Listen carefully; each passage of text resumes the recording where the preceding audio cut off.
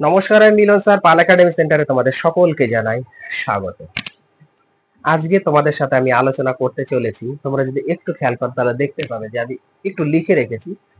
সেটি হচ্ছে দশম শ্রেণী ফিজিক্যাল সায়েন্স ভৌত বিজ্ঞানের তোমাদের তাপের ঘটনা সমূহের যে অধ্যায়টি রয়েছে, সেই অধ্যায়ের তোমাদের গ্যাসের আয়তন প্রসারণ নিয়ে আজকের এই ক্লাসে আমরা আলোচনা করব। অ্যাকচুয়ালি মেন টপিকস হচ্ছে আজকের ক্লাসের গ্যাসের আয়তন প্রসারণ গুণাঙ্ক। যদি আমি একটু লিখে রেখেছি, গ্যাসের আয়তন প্রসারণ গুণাঙ্ক হচ্ছে আজকের এই ক্লাসের মেন টপিকস। তবে গ্যাসের আয়তন প্রসারণ আয়তন গুণাঙ্ক এটা বুঝতে গেলে তোমাদের একটু ধৈর্য ধরে ক্লাসটা দেখতে হবে এবং প্রত্যেকটি কথা একটু গুরুত্ব দিয়ে শুনতে হবে। দেখো, এর আগে কিন্তু তোমাদের আমি এই অধ্যায়েরই তাপের ঘটনা সমূহ এই অধ্যায়ের কঠিন পদার্থের আয়তন প্রসারণ নিয়ে এবং তরল পদার্থের আয়তন প্রসারণ নিয়ে কিন্তু দুটো ক্লাস আপলোড করেছি এবং মিডিলে আরেকটি তাপ এবং উষ্ণতা হিট অ্যান্ড টেম্পারেচার নিয়ে আরেকটি ক্লাস আমি আপলোড দিয়েছি। যারা দেখলে একটু দেখবে। আর আজকে এই ক্লাসটি বোঝার আগে একটু তোমাদের গুরুত্ব দিতে হবে। দেখো, কঠিন পদার্থ এবং তরল পদার্থ এই দুটো, যেহেতু কঠিন পদার্থ এবং তরল পদার্থের এই দুটো ক্লাস কিন্তু আমি দিয়েছি। এখন এই কঠিন পদার্থ এবং তরল পদার্থের তুলনায়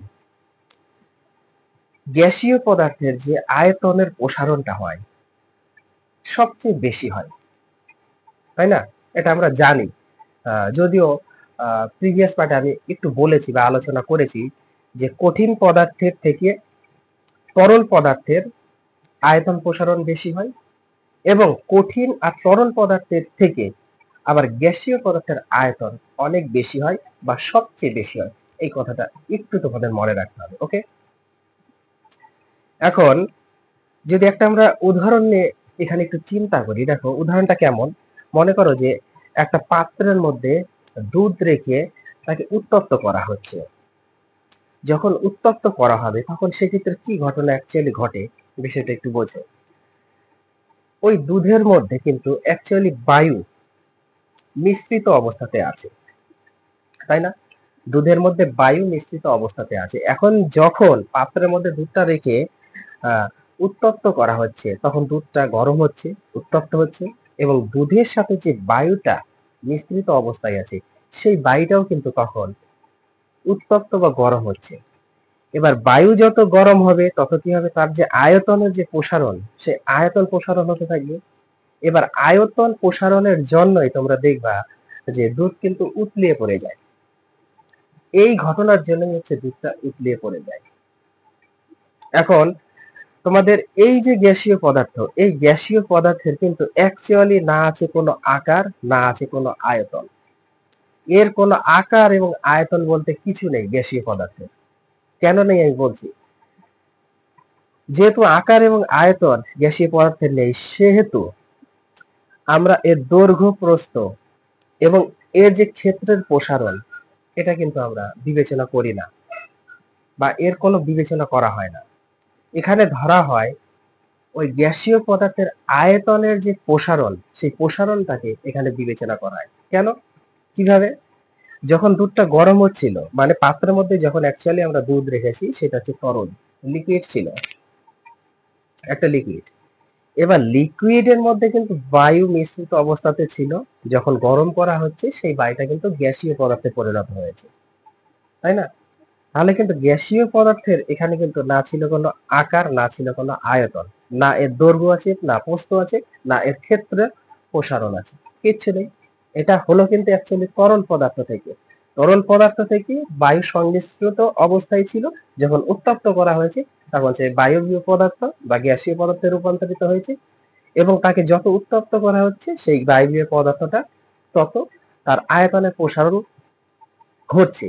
আর এই আয়তনের প্রসারণটা কিন্তু অ্যাকচুয়ালি বিজ্ঞানের ভাষাতে এখানে বিবেচনা করা হয়ে থাকে। ক্লিয়ার? এখন আরেকটু জিনিস তোমরা খেয়াল করো। মনে করো যে দুটো পাত্রের ক্ষেত্রে দুটো সমান আয়তনের দুটো পাত্র নেওয়া আছে। ওকে, এখানে একটু মনে রাখতে হবে সমান আয়তন, এই কথাগুলো একটু তোমাদের এখানে বুঝতে হবে। প্রথমে ধরে নাও সমান চাপে আছে। ওকে, সমান চাপ, সমান চাপ, এটা হচ্ছে সমান চাপ। ওকে, সমান চাপ আছে আর সম আয়তন আছে, সমান চাপে সম আয়তন, দুটো পাত্র আছে। বোঝা গেল? এখন এই দুটো পাত্রেতে, আমি এখানে পাত্রে লিখছি না, এই দুটো পাত্রে কি করব আমরা, সমানভাবে টেম্পারেচার দিব, উষ্ণতা দিব। হ্যাঁ, সমানভাবে যদি আমরা এখানে টেম্পারেচারটা দিই, দেখো উষ্ণতা। ওকে, এই দুটোর ক্ষেত্রে আমরা কি করব, সমানভাবে উষ্ণতা দিব। বিষয়টা কিন্তু একটু বোঝার আছে। এখানে আমরা সমানভাবে উষ্ণতা দিচ্ছি, সম উষ্ণতা। ওকে, এখানে যদি আমরা সম কথাটা লিখে দিই তাহলে বেস্ট হবে।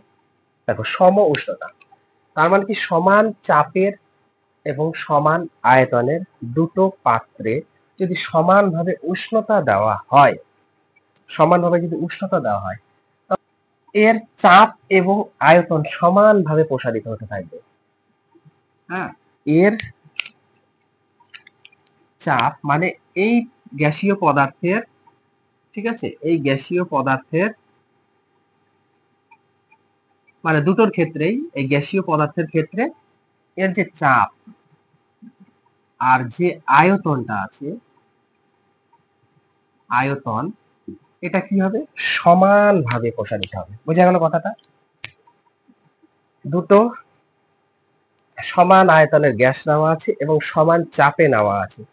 এখন এই দুটোর উপর সমান উষ্ণতা আমরা দিয়েছি, যখনই দিচ্ছি তখন কি হচ্ছে, এই সমান চাপে এবং সমান আয়তনে প্রসারিত হবে। ওকে, সমান চাপ এবং সমান আয়তনে এ প্রসারিত হচ্ছে, প্রসারিত হয়। এই কথাগুলা একটু কিন্তু মাইন্ডের মধ্যে তোমাদের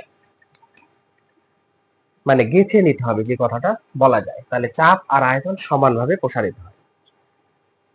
এখন যদি এখানে এর টেম্পারেচার বা উষ্ণতা যদি ভিন্ন ভিন্ন করা হয়, ওকে, বা পার্থক্য যদি করা, অর্থাৎ উষ্ণতার উষ্ণতার পার্থক্য, উষ্ণতার পার্থক্য যদি করা হয়, ওকে, উষ্ণতার পার্থক্য যদি করে দেওয়া হয়, এর চাপ আছে, সমান চাপ আছে, সমান আয়তনে আছে দুটো গ্যাস, কিন্তু আমরা কি করেছি, দুটোর ক্ষেত্রে, এর ক্ষেত্রে আমরা উষ্ণতা বা টেম্পারেচারটা আলাদা দিয়েছি, আবার এই পাত্রের ক্ষেত্রে টেম্পারেচার বা উষ্ণতাটা আলাদা দিয়েছি। তখন কিন্তু এখানে যে ঘটনাটা ঘটবে, সেক্ষেত্রে কি হবে, এই যে চাপ আর আয়তনটা যে প্রসারিত হচ্ছে, এদেরও কিন্তু পরিবর্তন হয়ে যাবে, এদেরও চাপ আর আয়তনের কিন্তু এক্ষেত্রে পরিবর্তন হয়ে যায়। বোঝা গেল? চাপ এবং আয়তন এক্ষেত্রে পরিবর্তন হবে। তা চাপ আর আয়তন, আয়তন পরিবর্তিত হবে। ওকে, পরিবর্তিত হবে।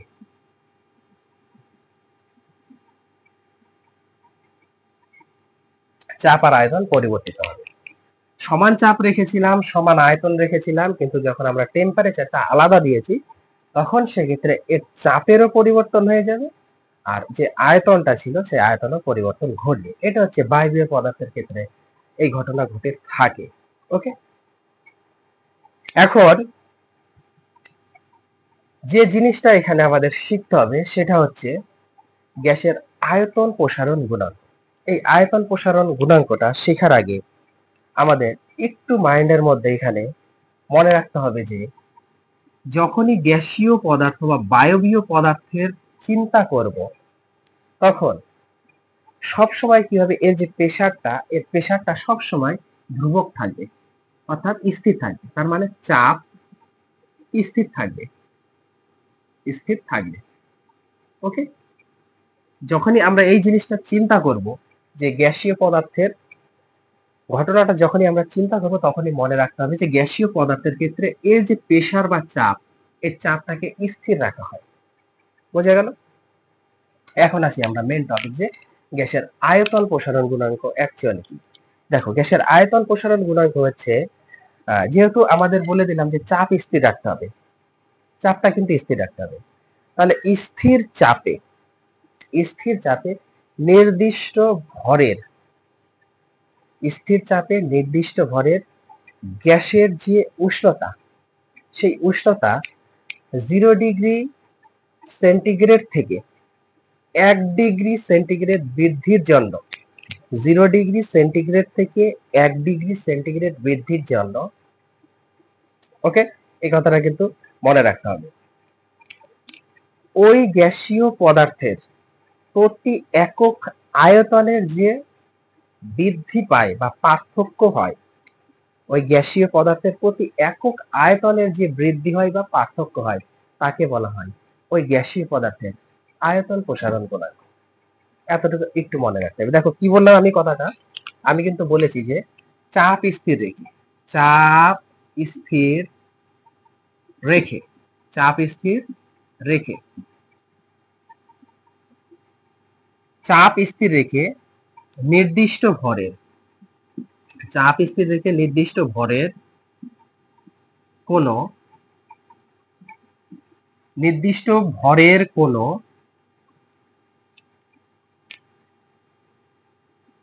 গ্যাসীয়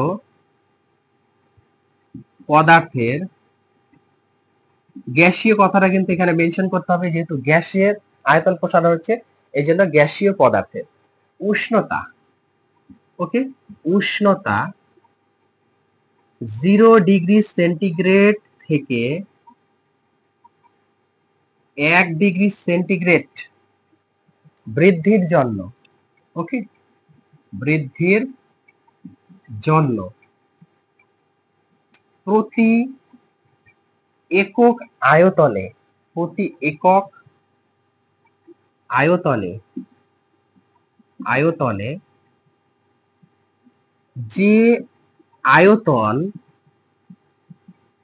প্রসারণ হয়, প্রসারণ হয়, তাকে ওই গ্যাসীয় পদার্থের, তাকে ওই গ্যাসীয় পদার্থের কি বলা হয়, এই যে আয়তন প্রসারণ গুণাঙ্ক বলা হয়। আমি এখানে আর কথাটা লিখলাম না, বোঝা গেল। তাহলে চাপটা স্থির রাখতে হবে, চাপ স্থির রেখে নির্দিষ্ট ভরের কোনো গ্যাসীয় পদার্থের উষ্ণতা 0 ডিগ্রি সেন্টিগ্রেড থেকে 1 ডিগ্রি বৃদ্ধির জন্য প্রতি একক আয়তনে যে আয়তন প্রসারণ হয়, তাকে ওই গ্যাসীয় পদার্থের কি বলা হবে, আয়তন প্রসারণ গুণাঙ্ক।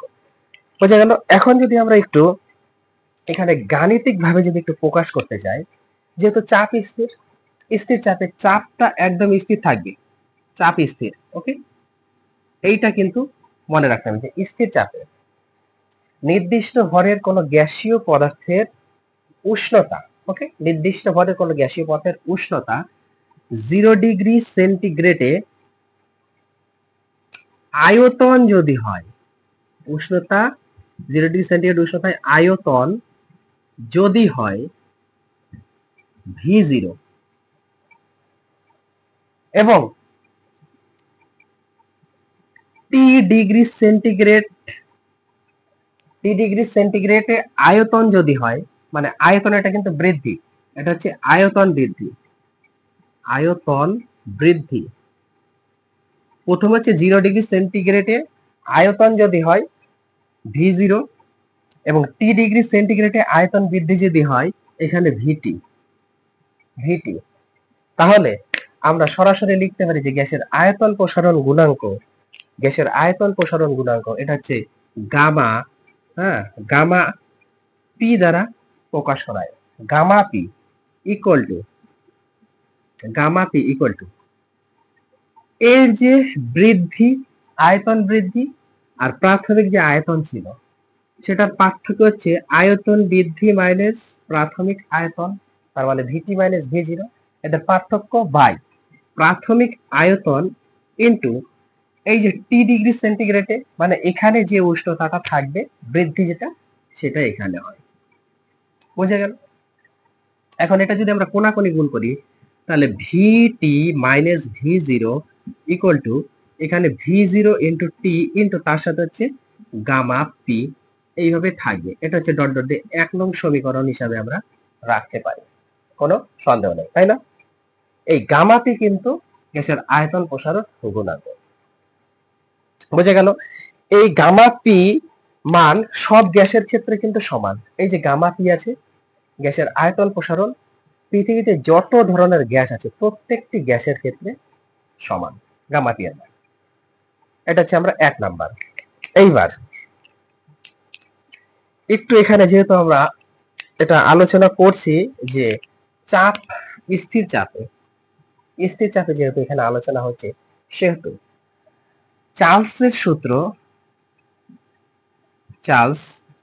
বিজ্ঞানী চার্লস, ওকে, বিজ্ঞানী চার্লস কি বলেছেন, তিনি তার সূত্রে বলেছেন যখন চাপটাকে স্থির রাখা হবে বা চাপটা অপরিবর্তিত থাকবে তখন নির্দিষ্ট ভরের কোন গ্যাসের আয়তন, ওকে, অর্থাৎ স্থির চাপ বা চাপ অপরিবর্তিত রেখে নির্দিষ্ট ভরের কোন গ্যাসের আয়তন 1 ডিগ্রি উষ্ণতা বৃদ্ধি বা হ্রাসের জন্য, প্রতি 1 ডিগ্রি উষ্ণতা বৃদ্ধি বা হ্রাসের জন্য 0 ডিগ্রি সেন্টিগ্রেড উষ্ণতায় ওই যে গ্যাস, ওই গ্যাসের যে আয়তন, সেই আয়তনের কি হবে 1/273 অংশ হয় বৃদ্ধি পাবে না হলে হ্রাস পাবে। এই কথাটা হচ্ছে বিজ্ঞানী চার্লস বলেছেন। আমি ব্যাখ্যা দিয়েছি, তোমরা দেখবা চার্লসের সূত্র, বয়েলের সূত্র আমি অনেক আগে এটা আপলোড করে রেখেছি, একটু দেখবা। এখন এই যে আয়তনের যে এত অংশ বৃদ্ধি বা হ্রাস পাচ্ছে, এই জিনিসটা হচ্ছে আমাদের এখানে যে এই যে গামা পি, তার মানে গ্যাসের আয়তন প্রসারণ গুণাঙ্ক, এটাও তো হচ্ছে কি গ্যাসের আয়তন প্রসারণ গুণাঙ্ক। এই আয়তন প্রসারণ গুণাঙ্ক অর্থাৎ গামা পির সাথে 1/273 সমান। তার মানে গামা পির জায়গায় আমরা এটা লিখতে পারি 1/273। তাহলে এটা যা আছে থাক, দেখো V T minus V zero equal to V zero into T into এই গামা পি, মানে আমরা এটা লিখতে পারি 1/273 অংশ, ওকে। এটা ডট ডট দিয়ে যদি আমরা 2 নং সমীকরণ হিসাবে রাখি এবং 1 আর 2 নং সমীকরণ যদি আমরা একটু তুলনা করি, 1 নম্বর আর 2 নম্বর সমীকরণ, ওকে, সমীকরণ তুলনা আমরা যদি তুলনা করি বা করে পাই, তাহলে কিন্তু দেখা যাবে যে এই জিনিসটা সমান, আমাদের এটা দরকার নেই। তার মানে এটা আমরা লিখতে পারি যে V zero into T into gamma P equal to, এটা হচ্ছে V zero into T into 1/273, এখানে একটু তোমরা এর ইউনিটটা একটু দিয়ে দিবে, এর ইউনিটটা একটু দিয়ে দিবে। ইউনিট হচ্ছে ডিগ্রি সেন্টিগ্রেড ইনভার্স, ওকে, এটা ডট ডট দিয়ে 2 থাক, ডিগ্রি সেন্টিগ্রেড ইনভার্স এর একক। তাহলে দেখো এখানে আমাদের কিন্তু দাঁড়াচ্ছে এটাও তাহলে ডিগ্রি সেন্টিগ্রেড ইনভার্স হবে। ভি জিরো টি কেটে গেল, তাহলে আমাদের কি থাকলো gamma P equal to 1/273 degree centigrade inverse. এটা হচ্ছে গামা পি এর মান। এই জিনিসটা একটু তোমাদের মনে রাখতে হবে, ওকে। এই হচ্ছে তোমাদের আজকের গ্যাসের আয়তন প্রসারণ গুণাঙ্কের যে থিওরি, সেই থিওরিটা ততটা কঠিন নয়। এখানে যতটুকু মেন টপিকস হচ্ছে আমাদের এই এতটুকু হচ্ছে মেন টপিকস, কিন্তু এই এতটুকু টপিকস এর জন্য আমাদের এখানে যে ঘটনাগুলো ঘটলো তার প্রত্যেকটি বিষয় কিন্তু একটু তোমাদের ক্যাপচার করে রাখতে হবে, কারণ তোমাদের শিখতে হবে, কাউকে বোঝাতে পারতে হবে এই বিষয়গুলো। যে মানে যে সমস্ত ছাত্রীদের মানে মাইন্ডে এই ধরনের চিন্তা ভাবনা থাকে, তারা কিন্তু এই বেসিক গুলো কখনো ভোলে না। আর যাদের মনে এই ধরনের চিন্তা ভাবনাটা থাকে না যে আমি পড়বো ছেড়ে দিব, তুমি যদি কাউকে বোঝাতে পারো, বিষয়টা যদি একটু বোঝাতে পারো, তাহলে ভাববা যে তোমার এই বেসিক পুরো কনসেপ্টটা ক্লিয়ার হয়ে গেছে। আর যদি নিজের মতো করে পড়তে থাকো, ওই একবার পড়বা ভুলে যাবা। পড়াশোনাটা এইভাবে করতে হবে যে তুমি যতটুকু বুঝেছো অন্যজনকে যখন তুমি এক্সপ্লেইন করে দেখাবে, তখন সবসময় মনে রাখতে হবে যে আমি যা বুঝি তার থেকে বেটার তাকে আমি বোঝাতে পারবো। এই থিঙ্কিংটা যদি একটু মনের মধ্যে থাকে, তাহলে তোমাদের এই বেসিকগুলো একদম ক্লিয়ার হয়ে যাবে, ওকে। তাহলে তাপের যে বিষয়গুলি ছিল মোটামুটি কিন্তু তোমাদের এই অধ্যায়ের কমপ্লিট হয়ে গেল। এবং এই তাপের অধ্যায় যে আমি এর আগে যেমন মিডিলে একটা ক্লাস দিয়েছি হিট অ্যান্ড টেম্পারেচার, তাপ এবং উষ্ণতা, তো সেখানে তোমাদের আপেক্ষিক তাপ এবং জল সম নিয়ে একটু সেখানে বর্ণনা আছে। তো এই পার্টে মানে এই জিনিসটা আমি সেপারেটলি একটা ভিডিও সেখানে আপলোড করব, আমি চেষ্টা করছি। আর তোমাদের মাধ্যমিক লেভেলের এতটুকু পড়লেই আশা করি হয়ে যাবে, যেহেতু তোমাদের সিলেবাসে এই জিনিসগুলো নেই। আমি দেখলাম যে আপেক্ষিক তাপ, জল সম এই বিষয়গুলি তোমাদের নেই আপাতত। এবার না থাকলেও এই জিনিসগুলা অনেক ধরনের কম্পিটিটিভ এক্সামের ক্ষেত্রে কাজে লাগে। হ্যাঁ, এখান থেকে কোশ্চেন করা হয়, তো জিনিসগুলো একটু বুঝতে হবে। আমি আলাদাভাবে একটা ক্লাস নিয়ে আসবো খুব শীঘ্রই। তাহলে এই ক্লাসগুলো তোমরা একটু গুরুত্ব দিয়ে করতে থাকো। আমি আবার দেখা করছি তোমাদের সাথে পরবর্তী পার্টে। আজকের মতো এখানে শেষ করছি।